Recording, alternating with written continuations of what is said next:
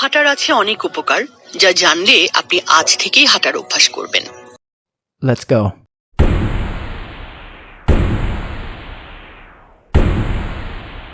হাঁটলে মস্তিষ্কে endorphin, dopamine এবং সেরোটোনিনের উৎপাদন বাড়ে।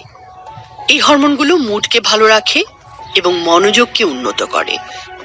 অনেককে দেখবেন পরীক্ষার আগে বই হাতে পায়চারি করতে করতে পড়ছে। মনোযোগ বাড়াতেই এটা করা। স্ট্রেস ও অতিরিক্ত চিন্তায় মন আচ্ছন্ন থাকলে মনোযোগও ব্যাহত হয়। প্রাকৃতিক পরিবেশে হাঁটলে মনের এই জঞ্জালগুলো সাফ হয়ে যায়, আর মন ফ্রেশ থাকলে মনোযোগ তো বাড়বেই। মস্তিষ্কের কার্যকারিতা এবং স্মৃতিশক্তি বাড়ে। হাঁটলে শরীরের অন্যান্য অঙ্গের মতো মস্তিষ্কেও রক্ত সঞ্চালন বাড়ে। এতে মস্তিষ্কের কোষগুলো পায় বাড়তি অক্সিজেন এবং পুষ্টি, ফলে বাড়ে ব্রেনের কার্যকারিতা। মস্তিষ্কে হিপোক্যাম্পাস নামে একটি অংশ আছে যা স্মৃতি এবং শিক্ষণ প্রক্রিয়ার সাথে সম্পৃক্ত।